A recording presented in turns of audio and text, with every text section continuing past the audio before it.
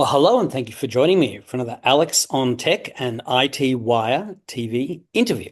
It's time to welcome James Ingram, the MD and co-founder of Australian company Fusion Signage, which, as your website states, exists to make digital signage simple, intuitive, and easy with software that feels familiar. So, James, welcome to the program. Thank you, Alex. Thanks for having me.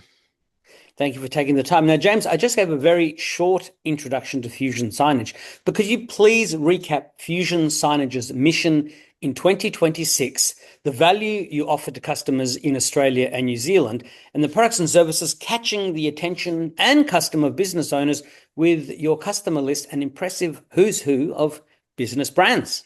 Yeah, absolutely. Look, I mean, 2026 is an interesting year. Fusion has been around since 2017, and I've been in business since 2012. So it's been a long journey. But for us this year, it's really focusing the same as it always kind of has been on becoming the go-to digital signage software within Australia. So Australia has always been our goal. We always are 100%, born and bred here. We've created it all onshore.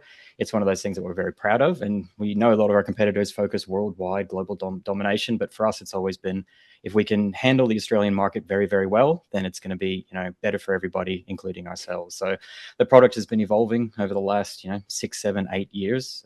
Products, digital signage in particular. Obviously, digital signage is where you put a commercial grade screen into your business so you can advertise any kind of product or service using images and video content, web content directly from your home anywhere around the world. So being able to keep up with the hardware adaptation is really important, but mostly just giving a lot of new options on the market for our customers to choose pretty much any hardware they want and then pair it with Fusion Signage as a very simple, cost-effective digital signage platform. Yeah, well, I mean, I've been to some of these events. I mean, some Samsung events are always explaining why the commercial screens are much more durable and robust and designed to be left on, potentially 24/7, as Mm. compared with the consumer television screens, which some people do use. But then, it's like in the old days, you used to see those ATM machines and they had the Mm. green screen and you could always see the hand with the card. I remember back to my youth. You still see some of that, I guess, on some of those screens. But I mean, the market is so sophisticated. And, Samsung screens, for example, have their own custom Tizen operating system with their own built-in content management system or CMS. LG bundles WebOS with content tools baked in. Now, every major panel manufacturer is trying to own the software layer too. There's a free version that comes in the Mm. box, which you can upgrade to a more feature level from those manufacturers, or they can pay for yours instead. So what's the reason why they should pay for yours, which clearly people and customers are doing in droves? Yeah, look, absolutely. As you mentioned, every manufacturer pretty much has their own software. And I think that was kind of born out of necessity, right? If they wanted to sell digital signage, commercial grade screens, which are very different to consumer grade TVs that you'd have in your house, they needed a software package to go with it. Do they want to do that? Probably not. They want to focus on their big manufacturing plants and churning out the hardware, but they don't really want to focus on the software. Now, granted, a lot of them do have some pretty good software, but it does obviously have limitations.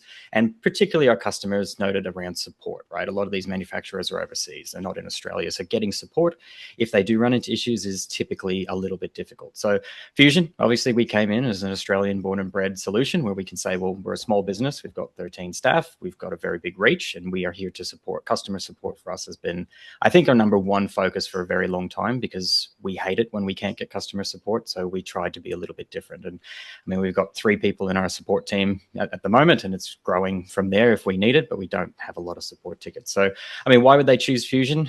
Agnostic hardware choices as well. Like, as you mentioned, Samsung has one brand, but LG, there's Philips, there's Sony, there's Sharp, there's Mitsumara, there's heaps of different manufacturers out there. But if you kind of go with one of these manufacturers, you are a little bit, not always, a little bit stuck with their hardware, which can be good if you love it. But if you maybe run into supply issues or maybe you don't like the new models, you're kind of then stuck in that ecosystem. So Fusion being agnostic means, well, at any point you can put on any other hardware that supports. If you find a better screen or a strange screen, or you want to do an LED or projectors or something like that, you can always add simple media players behind it and run Fusion on the same ecosystem as that. So I think versatility is a key one. And then I guess Australian owned and support is really good as well. So you've answered a couple of things there that I want to ask in my next question, but look, it's still worth asking. So you've got 19,500 active licenses and you're adding roughly 4,000 a year. And you've done that with 13 people and virtually zero presence outside Australia and New Zealand. Now, Samsung's got entire divisions dedicated to signage software, even though, as you were just saying, they're probably not as keen on that as they are as making the actual screens or the many other things that they do, from phones to storage and process and manufacturing and all the rest. So, but nevertheless, they still have that. And I mean, when I went to some of their events, they were very pleased at showing how advanced it's all become. So it's good that competition is there. So, but how does the team that could fit into a single meeting room compete with a company that has 270,000 employees? You guys clearly have a really passionate love for signage, right? Yeah, well, absolutely. I mean, I guess the easiest way to say it is we don't try to compete with them. We try to partner with them, right? So partnering with these large manufacturers, they just want to sell the screens at the end of the day. They do care about licenses, but they probably care less about that compared to actually providing the hardware solution. So as I said, it's kind of a bolt-on for them for the software. Some of them do it better than others, but for us, it's always been partnering. So we have good relationships with a lot of the manufacturers anyway. They can't, be seen to be dealing direct with any one software platform, and we completely get that. But I mean, relationships come up through our reseller channel. So you mentioned we only have 13 people compared to the 270,000 that Samsung have. We have a network of resellers around the country that help sell our product for us. So, getting through that channel and building that trust that we have in them, it also helps get our product out there as much as possible. Yeah, and it's good for the manufacturers to say that they work with multiple software vendors, because it avoids lock-in and shows that they care about choice. And, like you say, they're probably more interested in actually selling the much more expensive hardware than the much cheaper software license. Now, your origin story is fascinating. A Philips distributor came to you because the free software bundled with their screens was, to put it politely, painful. Now, that was in 2017. The big players have had 9 years to fix their user experience. I mean, I guess that we've seen a lot of movement in that regard from all the different players. User experience and UI and all the rest is always something that people are trying to improve. Sometimes it takes a long time. But have those companies closed the gap? Or is there something structural about how Samsung, LG, and Philips build software that keeps them from ever making it as simple as it should be? Yeah, that's a really good question, right? So there's lots of competitors out there, not just the manufacturers. We have hundreds of digital signage softwares on the market. We said the same thing when we were approached by them back in 2017. It's like, well, we were an integrator at the time selling a lot of our products that still exist today, and we were selling other software as well. And we said, well, why would we want to do this? We've got so much competition out there. But for us, it just came down to carving out a slight niche, right? Simplicity and cost effectiveness. It was about a no-brainer. So a lot of our competitors are enterprise. They have features that go just 10, 15 pages, and the average receptionist or marketing manager doesn't need all that. So we just said, well, let's just carve out our own little place here that said image, video, screen, and keep it simple. And from there, the needs grew and the customers grew, but that simplicity seemed to be the big part for us. So yes, I mean, a lot of our competitors and their UIs have probably increased and features have increased over the years, which, does account for a lot of the boat. And, we've kept up for that as well. So we've added a lot of features in there as well. But for us, it was just about saying there's enough room in this market for a lot of different people. And we see a lot of competitors popping up at the moment. And we say, yeah, good luck to you. And we don't really care one way or the other where the customer goes. We just care that they get the right solution for them with the right company. So we're not going to be precious about it. If we lose a deal, we're going to look at it and assess, hey, why did we lose that? And hopefully we can improve. But at the end of the day, it's the customer's choice. And hopefully Fusion is a good enough solution for most of them. Yeah. Well, if you build it and it's good, they will come. That's right. That's a bit like that movie. Yeah, absolutely. Yeah. Now, you said the Fusion signage is so intuitive that out of 5,500 customer accounts, you average 5 support tickets a day. Now, that's a wild ratio. It's excellent. And most SaaS companies would frame that as a KPI dream. But here's the tension. If the product is built around simplicity, how do you keep adding features for enterprise clients like Coles Group, 300 plus screens, Pieface, 800 plus screens, without slowly turning into the bloated thing that you were designed to replace? Oh, that's one of our biggest fears, I think, is we kind of make that decision as a small business as to what do we want to be, right? So we early on said, oh, we wanted simplicity, image, video, screen. Let's keep it there and see how that goes. But just before COVID, we decided, hey, let's push this product and see what we can do with it. And that was our focus from literally 2019, just before COVID, which was a bit of a scary change. But for us, I mean, we bracketed into 3 different license types. So we've got a basic, an advanced, and a pro, and it really depends on the feature set. So if you don't need those enterprise features that we're building for these larger companies, you don't have to pay for it. It's not in your platform. You don't really see it. I mean, there's a few kind of, hey, if you need this, it's here. But at the end of the day, you don't need to have these buttons and drop downs that you have to sift through. Keep it simple. But for us, because we've spent so long doing this, we do try to make sure that simplicity is apparent throughout the entire platform, regardless of the license type. It doesn't matter whether you've got 1 screen or 100 screens or 1,000 screens, you still need it to be simple. So keeping that intuitive nature is something that we work a lot on to make sure that the feature that we release isn't going to be clunky and isn't going to be painful for them to use. It has to be worth it. So we work with our customers in these situations to say, well, you have a need, let's build this together. And that's kind of what we did with Coles Group and Grilled and Nando's, to build these solutions, because we know if we build it for one, it's most likely going to be relevant for others. And that's kind of stead us very well. Yeah, and I mean, that answer sort of dovetails beautifully into my next question, which is that you build custom point of sale integrations for Grilled and Nando's through Red Cat. And I mean, I often say that your customers are your best, R&D division, because they're the ones with the pain points. They're the ones with the ideas on how they can fix what it is they're doing. So it's great to see that you work closely with those customers, because they're guiding you, and what they can do can obviously help other customers too. And you also work with the retail food group through Task. So drive-through menu boards update in real time from the point of sale system. I've loved seeing those point of sale systems in drive-through has evolved. I mean, I try and eat less junk food these days as you get older, but I still see them and they're very impressive. Now, Samsung's Magic Info can do point of sale integration too, but it typically requires a systems integrator and a decent budget. So is the integration layer where you think that the real competitive moat sits, or is it just a nice to have that followed from having good relationships with QSR brands, which means quick service restaurants, for those who are wondering? Yeah, look, I think it's kind of both, right? So we kind of fell into the QSR drive-through POS stuff where we were approached by someone with that need, and we looked at it and said, like, this is a really great idea.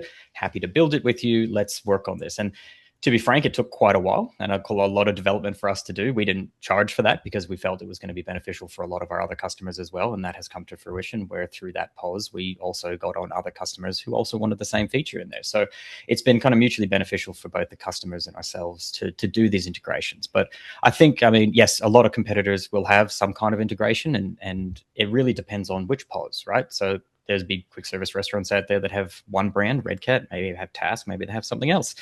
And if that digital signage platform doesn't have a specific integration, you're kind of a bit out of luck. And I think we got a bit lucky with the couple that we had in terms of the integration, because they're the only one that they have. So for us, it was a very mutual partnership. And the partnerships for us are really, really important. We're a small business. We can't do everything, and we don't want to do everything. We don't want to manufacture hardware. We don't want to do a POS system, but we want to partner with people that do this. So for us, the strength in our partnerships has always stead us very well, and we have to be a bit strategic about that. But integrations moving forward, 100%, I think that's where it has to be. Customers will always have something that they're using, and they want to do something with it. We've recently released an integration for Zapier, and Zapier has over 7,000 applications, and we don't even know what the possibilities for that are. We're keeping it simple at the moment, but in the future, a customer could have an integration with Zapier, which then just does something within Fusion Signage. So for us, this is a very exciting kind of avenue where we're kind of cautiously stepping into it. We don't like to dive deep into it, because we like to test the waters and see who uses what, and then build from there and get feedback and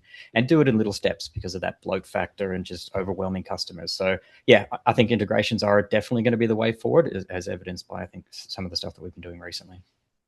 Yeah, and look, with some of these point of sale systems in drive-through, I mean, I've heard of some companies actually now trying to use or using AI to gather the order, and with the voice model, and people are using AWS backends, and you don't have to recreate the wheel anymore. You can plug into other systems. So I'm just wondering if that's something that you're also investigating to see how, in these specific situations for drive-through, whether some sort of AI model that answers and collects the details is something you would do, or if that's something that is part of an integration with Zapier, for example, or something else that others are doing that you can plug in.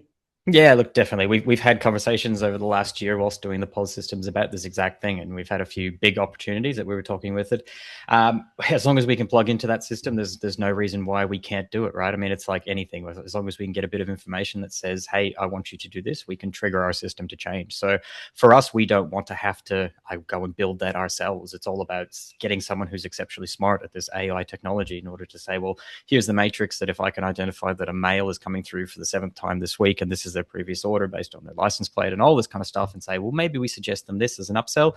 I mean, there's no reason why we can't just go, well, what do you want to do if that scenario exists? Change the content to this. So for us, yes, that way forward is very exciting.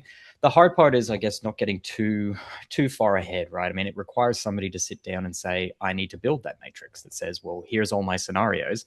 AI can only take you so far. It can't really say, well, this is what I suggest. You could get down a really slippery slope there to say, I'm changing your content, or didn't actually want that. So it's still, like you said, manual effort in terms of the AI. But definitely in the future, I think there's going to be more and more of this, and it's going to be a tool that we can utilize in some way, shape, or form with, I guess, some kind of Zapier integration or some kind of, specific integration that we build with somebody. Yeah, well, it's getting easier by the day to make those systems work. AI is getting ever smarter. And I mean, we already had a situation where you place an order through drive-through and you drive away and the order wasn't right. So we definitely Yeah, I've don't seen a want that to few be. videos of, I think it was 10,000 bottles of water got ordered or something. So look, it's the early days, and there's always going to be these Yeah. issues. But yeah, it's teething issues. I think there's benefit there. But at the end of the day, I think the biggest thing that we can say is people just want to place an order. They want their order to get right the first time. They're willing to kind of deal with technology to a degree, but at some point, I just want to place my order and eat my burger. Come on, what are we doing here? So test it, but let's be a bit reasonable with it. Now, this is sort of a little bit of a challenging question, but you run a 100% reseller and distribution model with 150 plus partners selling on your behalf. That obviously keeps your headcount low, but it also means you don't control the last mile of the customer relationship. Samsung and LG sell direct to enterprise. So when a Fortune 500 equivalent walks in and wants a single throat to choke, as the procurement people love to say, does the reseller model become a liability? I mean, I'm sure you have really strong relationships with your resellers. It can definitely. I mean, in more recent years, we've obviously been growing with the product, and we've got some new features in there where we can target these larger companies. The big kind of question for us reasonably internal, and it's been a bit more of a debate, is do we want to? Like a lot of the demands that a lot of these Fortune 500 big companies coming in saying, well, we need you to change all this stuff. And one recently we looked at and said, oh, it's just going to take us a year to do. We can do it, but it's going to take us a year. Do we want to sacrifice everything we're doing to accommodate this one customer? So, I mean, at the end of the day, it is possible, but how far do we actually want to go with that? So, I mean, for us, yeah, the Fortune 500s are great, but we still also want to focus on the small businesses and get in there. Our resellers are absolutely instrumental in that because, right, keeping a business with 13 employees is not possible to grow, I guess, at the level that we're growing without them. Reseller education, reseller training has been a big part. The customer success team is also our account management team. So just making sure they're up on any new features is a big thing. So we're about to release our Fusion Signage Academy, which is going to be a big thing for our reseller education, with a bit of a mandatory element in there to say, well, the good resellers, the ones that want to do better and want to do right by the customers, will have a checkbox that says we've done all the training.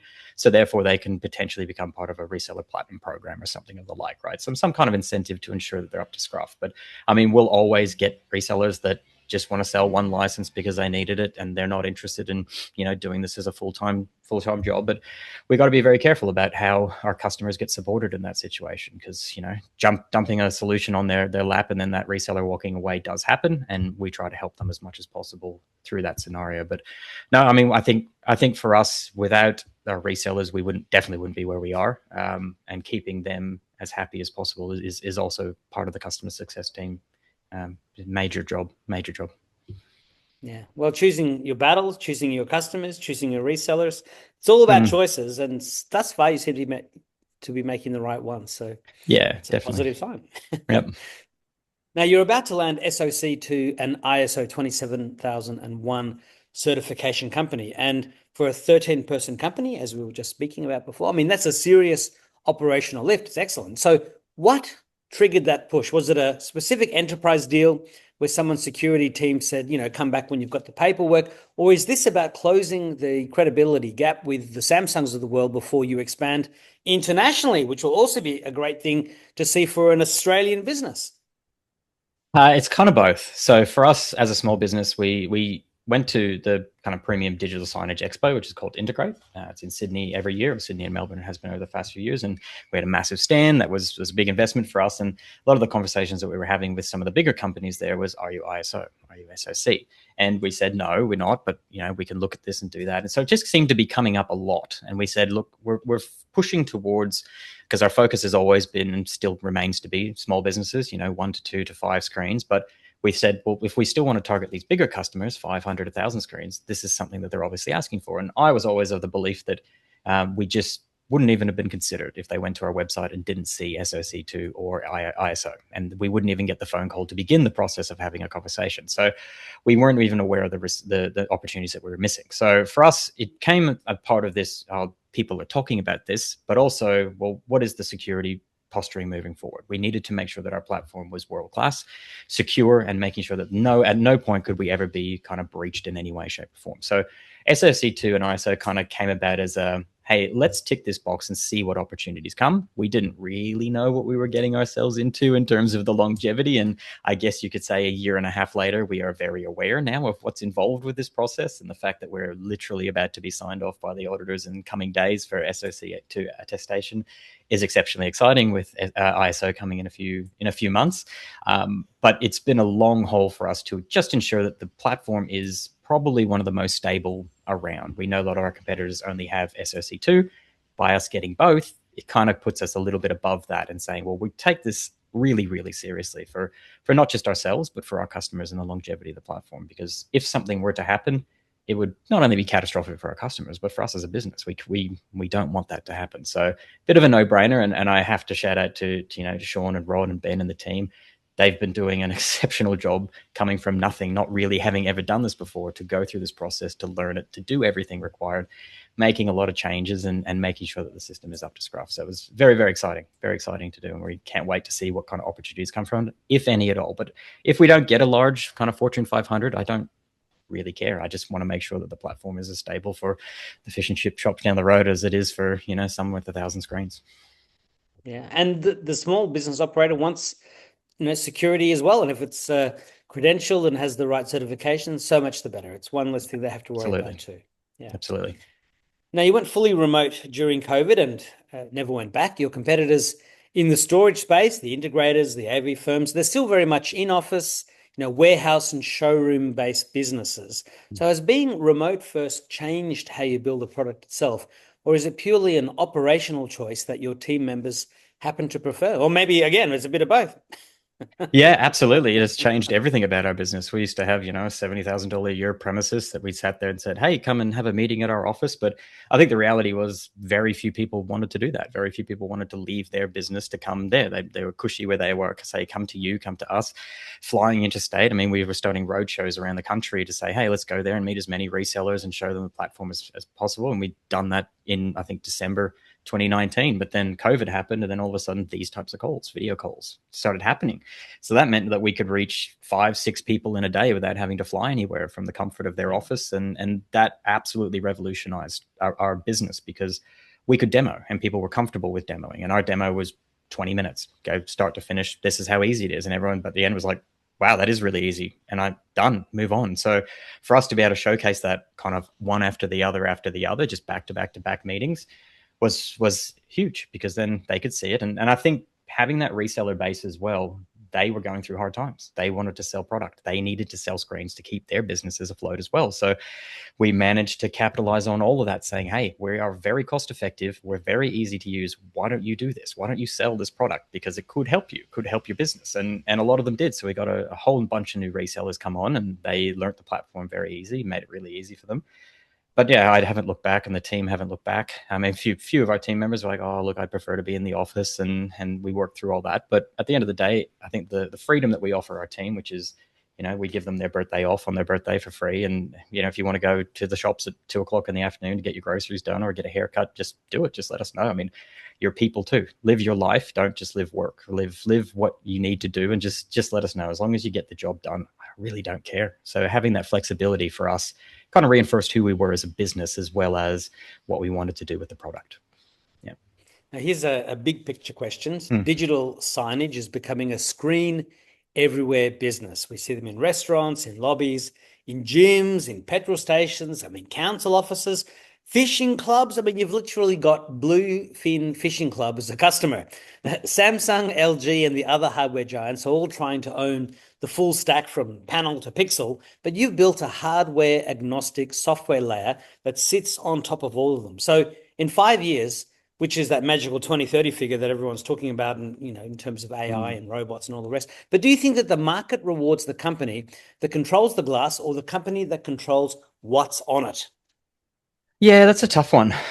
We keep kind of waiting for the big catalyst that's going to destroy the business. I have to think about that as the managing director. What's the thing that's going to crush our business? What's the computer that's going to destroy the typewriter? So I still think collaboration is going to be the way. Artificial intelligence, AI is going to do a lot. People can generate a website in minutes, right? But it's not very good, and it's going to break depending on the size of it. So there's only so much that you can kind of do with that. So, controlling the whole process, I feel like manufacturers are learning that a lot better in terms of, well, we shouldn't be, and we have to be a little bit more incorporating these third parties, and the integrations that we're doing, I think, are going to set us very well. We're integrating with a few products at the moment that's going to even change our whole user interface. So you don't have to use Fusion Signage's interface. You'll just simply plug into our APIs and use this other product if you want to, which has customization in it. So no, next 5 years, I think some of the industry reports are saying that the digital signage globally is going to grow to, another $5 billion on top of it, or some extreme number. We don't really look globally. We look at Australia, which historically speaking is a bit of a backwater in terms of the world economy when it comes to digital signage. But we focus on the 2.9 million small businesses around here that if we could sell a single screen to would be huge, right? Getting a digital screen to every small business to get them more, get their product out there, advertise, help them do at least $1 worth more sales a day is really a huge benefit for them. So, big companies, small companies, integrations, if they want to try and control it, I feel like they're going to lose out at some point when the customer realizes, well, I don't want that product anymore. I want something else, and they can't do it. Yeah. One area that I think you'd do well to investigate and start working on right now is the virtual digital sign, because the software to have the virtual digital sign is what you've already got. And this digital sign is projected when someone's wearing a pair of AR glasses. It's not just going to be the sign, whatever your AR glasses are projecting. There's going to be some way for you to see what a business is projecting. And we've seen things like this with, I think, the Google Glass Report, or Google Glass, but even Minority Report, the guy walks into, Tom Cruise walks in somewhere, he's got the contacts on, and the sign recognizes him as some Japanese guy. Yeah, absolutely. You will see these signs pop up, and they should be being powered by Fusion Signage. And you can already buy, Google's glasses are going to come this year. Apple's the Vision Pro, they're going to have a simpler version as well. The Meta glasses, things being projected into space. I'm sure it's going to be broadcast from the business into my glasses, and I will have to choose whether I want that or not. But it's clearly coming. So, that's another frontier. Yeah, when Apple released their Vision Pro, I was looking at that going, because I watched somebody walk into a cafe and they had menu boards up on the screen that were projected through the headset, right?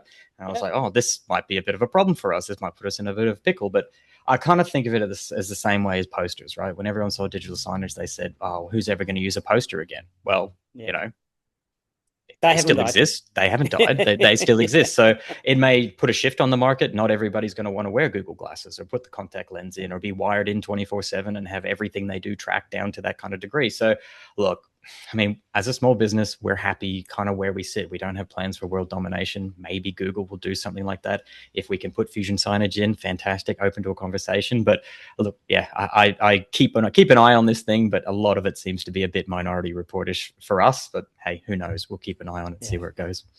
Well, humans are always overestimating what will happen in the next 2 or 3 years and underestimating what will happen in the next 10 to 15. So, we can go on these little flights of fancy, but it's probably going to be at least 10 years or longer before, the glasses truly replace the Yeah, smartphones and the absolutely. tablets and digital signs and posters and everything else. And yeah, we can go on, sci-fi dreams, but yeah, let's Yeah, absolutely. place our foot firmly in reality and work from there. Now, Yeah. before I ask you a couple of closing final questions, what else do we need to know about Fusion signage that we haven't already discussed? Oh, yeah. I mean, I mentioned a couple of times we're probably one of the few Australian owned, operated, created digital signage platforms. We have a heap of resellers out there that are ready to go to help you put digital signage in. But I mean, not much really. We just try to keep it simple, keep it easy. We're trying to do right by our customers. So if that appeals to anybody, feel free to get in touch with us, and we can more than help them out. Yeah, well, I mean, in the article that accompanies this video, your website, fusionsignage.com.au will be there. But yeah, please Awesome. check it all out. So as we near the end of the interview, a couple of closing questions. And I always like to ask if you could please share a memory of your first personal computer. Whoa. So where was I? So my dad was big into computers when I was younger. So we probably had one of the very first little PCs. I don't remember what it was, but it had, I don't know, 128 kilobits of storage and so on. But I remember playing typing games on this thing, like Reader Yeah. Rabbit and a few others where I'd actually learned to type on these games, and I was transfixed with these things. Like, oh, but through our history, I mean, I've always loved computers. I remember being in high school and putting them, like installing Linux, trying to get that network, trying to find drivers. This is back in the 90s, right before Yeah. the internet, going on IRCs to find people who knew what was going on. And so I've always kind of been on and around computers in some way, shape, or form. So which kind of led me to where I am. But no, I distinctly remember sitting there as a kid playing typing games to learn how to touch type on a keyboard. I must have been, I don't know, 4 or 5 years old, which was pretty fun. Yeah, absolutely. Well, yeah, my first computer was when I was 4.5 years old in 1979. Yeah, So that was wow. even before the PC, Even but before it, yeah, wow. Going way yeah, back. before the Mac, before the PC. So yeah, I mean, technology has moved so far, and I mean, even the digital signage displays that you work with. I mean, that was all just a pipe dream, when we Yeah, were kids. But now, just every shop you go into, there's everywhere. increasingly there's a screen. Yeah, So absolutely. can you please share some of the best advice that you've received in life to help you get where you are today? Holy moly. Um, yeah, I mean, just working hard, right? Having a work ethic in there that says perseverance. I remember early when I started the business, I was only 26-year-old, kind of straight out of my first job. And I knew that 9 out of 10 startups failed. And it was all about being that one, being the one that got through. And it was always, how can you handle the stress? How can you adapt? And being adaptable was always the big thing. But I think one of the big pivotal moments was obviously the first business I had, which still exists, but it's Prendi, which was a systems integrator. We were on an awards ceremony for Talent Unleashed, and we got to speak with or get on a panel with Steve Wozniak, where I had to present for 1 minute, give a big presentation about who Prendi was and what we did, and keep it to this very truncated thing in front of thousands of people, televised. And I went through this process, did the pitch, and got asked a bunch of questions. But at that point, they asked me one very, very pivotal question, which was, okay, well, you're pretty much an agency because you're going out to find customers once off, deliver a solution, and then sell it to them. So how do you scale your business? And I kind of looked around and realized that all of the people I was up against were applications or software or SaaS products, and they've got infinite scalability. And I was kind of sitting on this Fusion signage idea. We had it was selling licenses, but we hadn't really kind of pushed it. This might have been 2018, 2019, something like that. But that one pivotal question was, how do you scale your business? And that at the time I was struggling to find new customers, and we do these big installations, interactive things. But I was like, yeah, how do I scale this? And before that moment, I'd never even thought of Fusion as an agency. I always thought, agencies are agencies. They're, marketing agencies, PR agencies, so on. So that was a big pivot for me, with saying, okay, how do I scale it? And thankfully I had this little Fusion signage thing sitting here. And I thought, well, that's scalable if I take this product and do it. And we had very few sales at the time, and pushed it and built it from there. So that for me was probably one of the big turning points in business, to pivot and go down that avenue. So find a product that's scalable if you can. For us, it was always about cost effective. If it's cost $1 a day and people need it and they don't have a problem paying it, you've got yourself a really good business. It's a lot easier to sell something that's $1 a day than $10,000 a day. But for us, we kind of landed on it. Yeah, and it's also a good idea to join these business mentorship programs. I mean, meeting Steve Wozniak and being exposed to that must have been a bit of an accelerator for your business and for your vision and your ambition.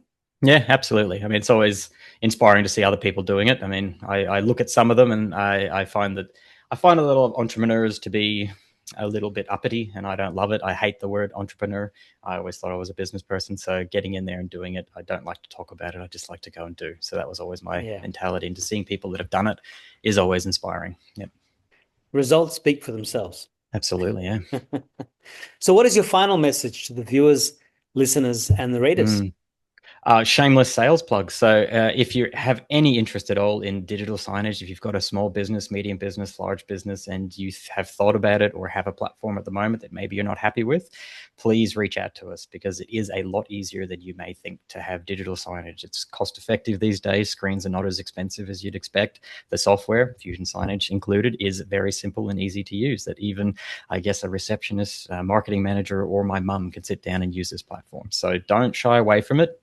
Dive in. We can help you through that process, and we have 150 resellers around the country for you to choose from. Someone can come and help you install it, set it up, and then support it. But if you have your own reseller, happy to work with them as well. So please check out our website or get in touch with us, and we're more than happy to show you how simple this can be for you.